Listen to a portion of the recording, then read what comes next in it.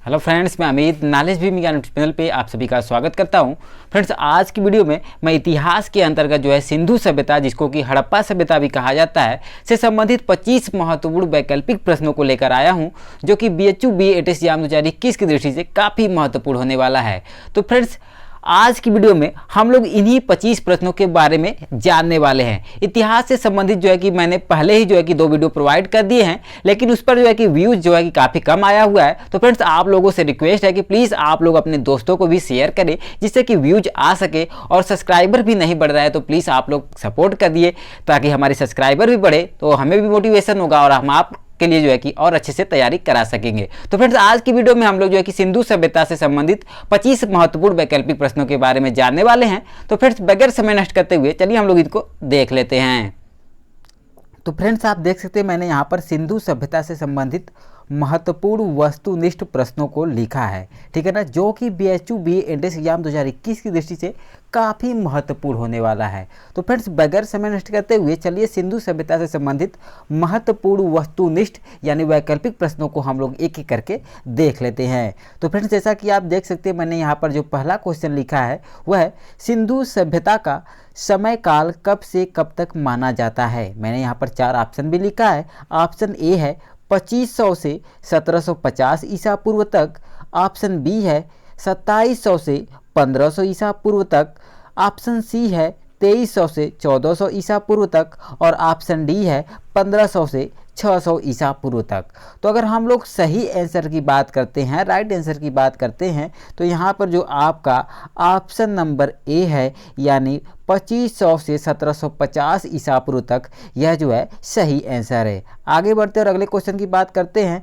तो ये देख सकते हैं आप लोग, यहाँ पर मैंने अगला क्वेश्चन लिखा है सिंधु सभ्यता की खोज किसने किया था। ठीक है, यहाँ पर मैंने 4 ऑप्शन लिखा है। ऑप्शन ए है दयाराम साहनी, बी है राखालदास बनर्जी, सी है यज्ञदत्त शर्मा, डी है VK थापर। तो अगर हम लोग राइट आंसर की बात करते हैं तो यहाँ पर जो आपका ऑप्शन नंबर ए है, यानी दयाराम साहनी, यह राइट आंसर है। ठीक है, आगे बढ़ते हैं अगले क्वेश्चन की तरफ। अगला क्वेश्चन आप देख सकते हैं मैंने यहाँ पर लिखा है सिंधु सभ्यता की खोज कब हुआ था। ठीक है ना, सिंधु सभ्यता की खोज कब हुआ था। यहाँ पर देखिए मैंने 4 ऑप्शन लिखा है। ऑप्शन ए है 1921 ईस्वी, बी है 1922 ईस्वी, सी है 1952 ईस्वी, डी है 1956 ईस्वी। तो राइट आंसर की बात करते हैं तो यहाँ पर जो आपका ऑप्शन नंबर ए है, यानी जो 1921 है, यह जो है राइट आंसर है। ठीक है, आगे बढ़ते हैं और अगला क्वेश्चन देखिए मैंने यहाँ पर लिखा है सिंधु सभ्यता कैसी सभ्यता थी। सिंधु सभ्यता कैसी सभ्यता थी। यहाँ पर मैंने 4 ऑप्शन लिखा है। ऑप्शन नंबर ए है नगरीय, बी है ग्रामीण, सी है खानाबदोश, और डी है मिश्रित।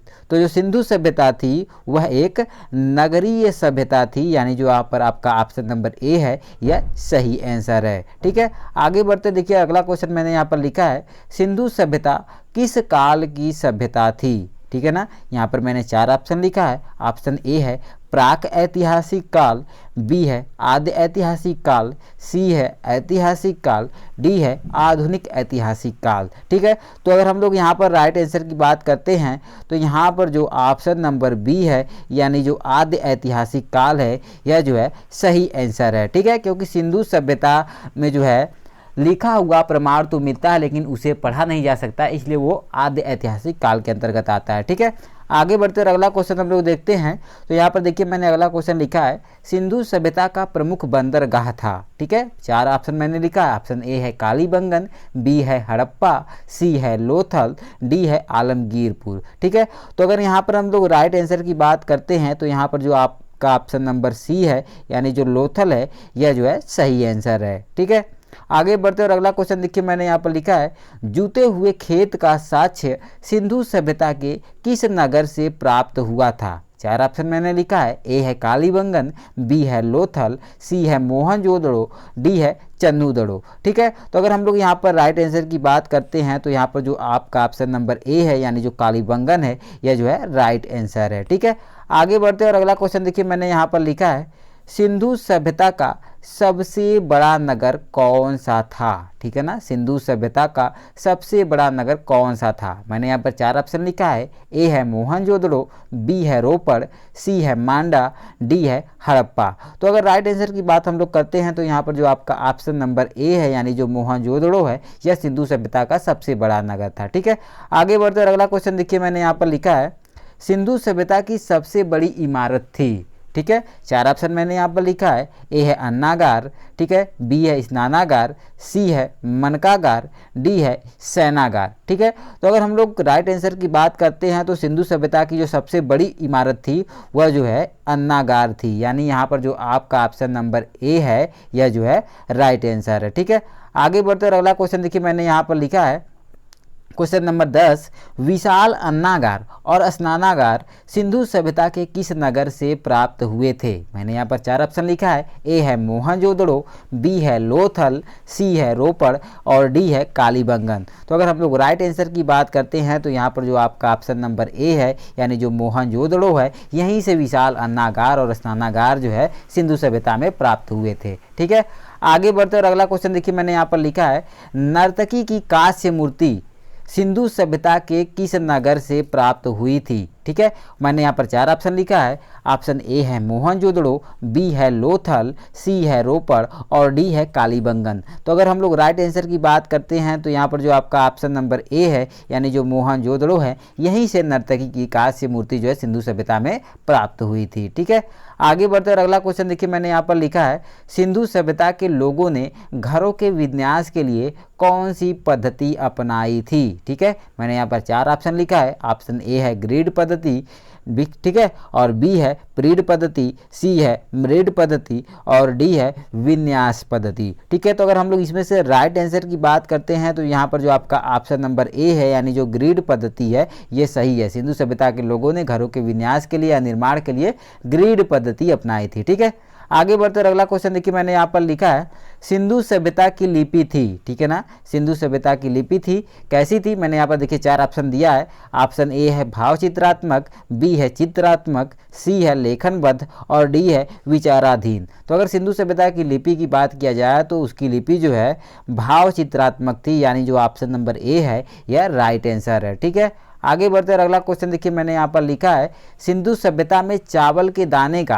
प्रथम साक्ष्य कहाँ से प्राप्त हुआ था, या चावल के दाने का साक्ष्य कहाँ से प्राप्त हुआ था? ठीक है, देखिए मैंने यहाँ पर 4 ऑप्शन लिखा है। ऑप्शन ए है लोथल, बी है कालीबंगन, सी है रोपड़ और डी है मोहनजोदड़ो। तो अगर राइट आंसर की हम लोग बात करते हैं तो यहाँ पर जो आपका ऑप्शन नंबर ए है, यानी जो लोथल है, यहीं से जो है कि चावल के दाने का प्रथम साक्ष्य सिंधु सभ्यता में प्राप्त हुआ था। ठीक है, आगे बढ़ते और अगला क्वेश्चन देखिए, मैंने यहाँ पर लिखा है सिंधु सभ्यता के लोग किस धातु से परिचित नहीं थे? ठीक है, मैंने 4 ऑप्शन लिखा है। ऑप्शन ए है लोहा, बी है तांबा, सी है पीतल और डी है कांसा।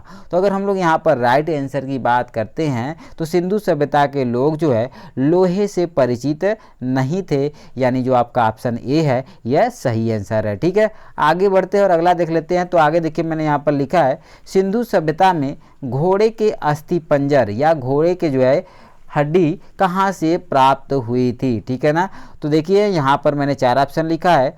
ऑप्शन ए है कालीबंगन, बी है रोपड़, ठीक है ना, सी है मोहनजोदड़ो, डी है लोथल। तो अगर हम लोग राइट आंसर की बात करते हैं तो यहाँ पर जो आपका ऑप्शन नंबर ए है, यानी जो कालीबंगन है, यहीं से जो है कि सिंधु सभ्यता में घोड़े के अस्थि पंजर प्राप्त हुए थे। यह कालीबंगन जो है राजस्थान राज्य में पड़ता है। ठीक है ना, आगे बात करते हैं। अगला क्वेश्चन देखिए, मैंने यहाँ पर लिखा है मोहनजोदड़ो नगर की खोज किसने किया था? ठीक है, मैंने यहाँ पर 4 ऑप्शन लिखा है। ए है दयाराम साहनी, बी है राखाल दास बनर्जी, सी है यज्ञदत्त शर्मा, डी है बी के थापर। तो अगर हम लोग राइट आंसर की बात करते हैं तो यहाँ पर जो आपका ऑप्शन नंबर बी है, यानी जो राखाल दास बनर्जी है, यही जो है मोहनजोदड़ो नगर की खोज किए थे। ठीक है, आगे बढ़ते और अगला क्वेश्चन देख लेते हैं।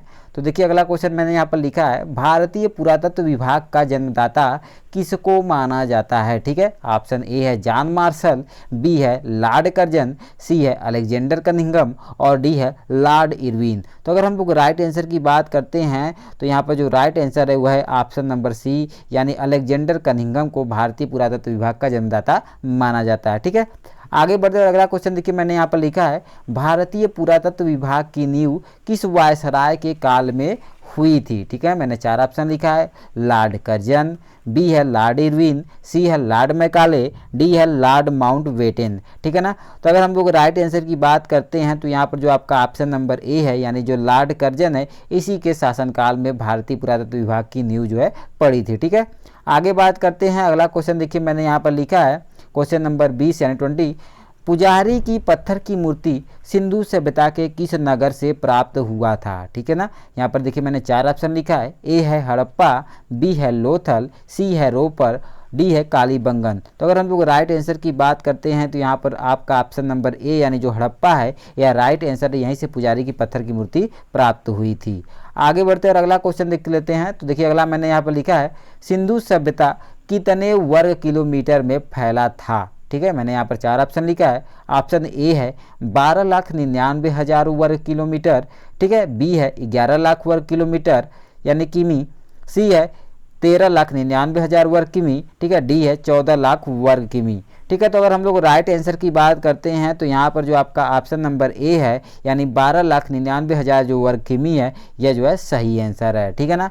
आगे बात करते हैं। अगला क्वेश्चन देखिए मैंने यहाँ पर लिखा है, हड़प्पा नगर किस नदी के किनारे स्थित था। ठीक है ना, हड़प्पा नगर किस नदी के किनारे स्थित था। यहाँ पर मैंने 4 ऑप्शन लिखा है। ऑप्शन ए है सतलज, बी है रावी, सी है सिंधु, डी है घग्गर। तो अगर हम लोग राइट आंसर की बात करते हैं तो हड़प्पा जो नगर है वो रावी नदी के किनारे स्थित था, यानी जो यहाँ पर ऑप्शन नंबर बी है वो जो है सही है। ठीक है, आगे बात करते हैं। देखिए अगला मैंने क्वेश्चन यहाँ पर लिखा है, मोहनजोदड़ो नगर किस नदी के किनारे स्थित था। यहाँ पर मैंने 4 ऑप्शन लिखा है। ऑप्शन ए है सिंधु, बी है रावी, सी है सतलज, डी है घग्गर। ठीक है ना। तो अगर जो है कि मोहनजोदड़ो नगर की हम लोग बात करते हैं तो यहाँ पर जो राइट आंसर है वह है ऑप्शन नंबर ए यानी सिंधु, यानी मोहनजोदड़ो जो है सिंधु नदी के किनारे स्थित था। ठीक है, आगे बात करते हैं अगले क्वेश्चन की तरफ। तो देखिए अगला क्वेश्चन मैंने यहाँ पर लिखा है, हड़प्पा नगर किस युग की जो है कि सभ्यता थी। ठीक है, यहाँ पर मैंने 4 ऑप्शन लिखा है, कांस्य युग, बी है नवपाषाण युग, ठीक है, सी है लौह युग और डी है पूरा पाषाण युग। तो अगर हम लोग यहाँ पर राइट आंसर की बात करते हैं तो यहाँ पर जो आपका ऑप्शन नंबर ए है यानी जो कांस्य युग है यह सही है। ठीक है, क्योंकि हड़प्पा सभ्यता जो है कांस्य युगीन सभ्यता थी। ठीक है, आगे बढ़ते और लास्ट क्वेश्चन जो मैंने लिखा है उसको हम लोग देख लेते हैं। तो देखिए मैंने यहाँ पर जो लास्ट क्वेश्चन है 25 यानी 25वां क्वेश्चन जो है मैंने लिखा है, सिंधु सभ्यता किस सभ्यता के समकालीन नहीं थी। ठीक है ना, सिंधु सभ्यता किस सभ्यता के समकालीन नहीं थी। यहाँ पर मैंने 4 ऑप्शन लिखा है। पहला है ऑप्शन नंबर ए मिस्र की सभ्यता, ऑप्शन नंबर बी है मेसोपोटामिया की सभ्यता, ऑप्शन नंबर सी है चीन की सभ्यता, ऑप्शन नंबर डी है ग्रीक की सभ्यता। तो अगर हम लोग यहाँ पर राइट आंसर की बात करते हैं तो जो आपका यहाँ पर ऑप्शन नंबर डी है यानी जो ग्रीक की सभ्यता है यह सही है। ठीक है, क्योंकि सिंधु सभ्यता ग्रीक की सभ्यता के समकालीन नहीं थी। ठीक है, यानी कहने का मतलब है जब सिंधु सभ्यता थी तब जो है ग्रीक की सभ्यता नहीं थी। ठीक है, तो इस प्रकार से फ्रेंड्स जो है कि मैंने आपको सिंधु सभ्यता, जिसको हड़प्पा सभ्यता भी कहा जाता है, कांस्य युगीन सभ्यता भी कहा जाता है, सिंधु नदी घाटी सभ्यता भी कहा जाता है, उससे संबंधित जो है कि प्रमुख महत्वपूर्ण वैकल्पिक प्रश्नों को बताया जो कि BHU BA एग्जाम 2021 की दृष्टि से काफ़ी महत्वपूर्ण है। तो फ्रेंड्स अगर मेरा ये वीडियो आपको अच्छा लगा तो प्लीज़ मेरे इस वीडियो को लाइक करना, शेयर करना, कमेंट करना जो है बिल्कुल भी ना भूले, और हमारे नॉलेज भी विज्ञान यूट्यूब चैनल पर पहली बार आए हैं तो प्लीज़ इसको सब्सक्राइब करना भी बिल्कुल भी ना भूले, क्योंकि मैं यहाँ पर BHU BA एग्जाम 2021 की पूरी तैयारी कराने वाला हूँ तथा BHU से रिलेटेड जो भी जानकारी होगा उसको सबसे पहले अपने नॉलेज विज्ञान यूट्यूब चैनल के माध्यम से आप लोगों के पास पहुंचाने वाला हूं। तो फ्रेंड्स मिलते हैं नेक्स्ट वीडियो में, तब तक के लिए थैंक यू सो मच।